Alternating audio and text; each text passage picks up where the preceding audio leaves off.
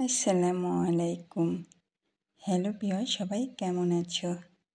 আগের যুগে নানি দাদিরা অনেক কষ্ট করে এই ঘি বানাতো, আর এখন আমরা অনেক সহজে এই ঘিগুলো বানাই ফেলতে পারি। আসলে আগের যুগের কাজগুলো অনেক কঠিন ছিল আর অনেক মজা ছিল, আর আমরা অনেক সহজেই অনেক কিছু করে ফেলতে পারি, কারণ আমরা আধুনিক যুগে বসবাস করি।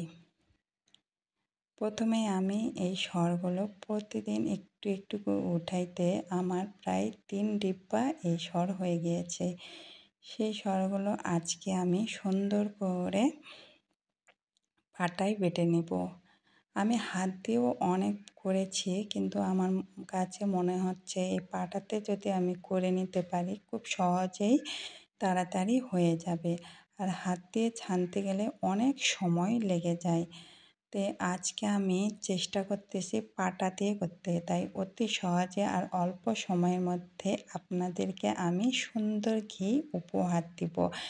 মাশাল্লাহ, বাড়িতে ঘি বানানোর মজাই আলাদা। আসলে আমি কখনো ঘি বানাই নাই, আমার মা কখনোই বানাইতো না। আমি এখানে এসে আমার শাশুড়ি হাতে ঘি বানায় আমি দেখতাম, কিন্তু এখন আমার মনে হচ্ছিল যে হাতে বানানোর চেয়ে যদি আমি পাটাইতে বাটি তাহলে আমার অতি তাড়াতাড়ি এই জিনিসটা ফিনিশ হয়ে যাবে। তাই আমি এই পাটার সাহায্য নিয়ে আজকে আমি ঘি বানাবো, আর সেই ঘিটাই আমি আপনাদের সঙ্গে শেয়ার করব।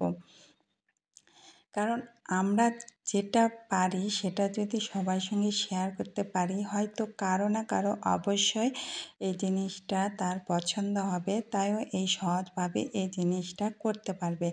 আর যারা অবশ্যই এই ঘি বানাও তারা তো জানোই, আর যারা কখনোই বানাও নাই তারা অবশ্যই মনোযোগ দিয়ে এই ভিডিওটা দেখবে।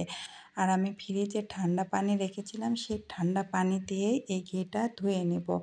প্রায় আমি 2-3 বার এই পানি চেঞ্জ করব, কারণ ঘি ধোয়া যদি আপনার একটু ভালো হয় তাহলে হবে কি আপনার ঘির গন্ধটা ভালো আসবে, সেন্টটা অনেক সুন্দর হবে।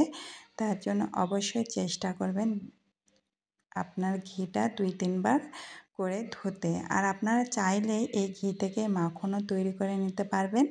ইচ্ছে করলে এই জায়গা থেকে উঠে নিয়ে আপনি যদি বয়ামে রেখে দেন বা বক্সে রেখে দেন তাহলে আপনার ওটা মাখন হয়ে যাবে। আর আমি পুরোটাই ঘি বানাবো, তার জন্য আমি আর মাখন উঠাচ্ছি না। তাই আমি সুন্দর করে 2-3 বার ধোয়া দিয়ে নিয়ে নিলাম। আমার ধোয়া পুরোপুরি কমপ্লিট, আর আমার হাতটাও জমে গিয়েছে ঠান্ডায়। আমি খুব ঠান্ডা পানি দিয়ে ধুচ্ছি, কারণ আমি পানিটা প্রায় ডিপেই রেখে দিয়েছিলাম, এখন আমি জালে রেখে দিব।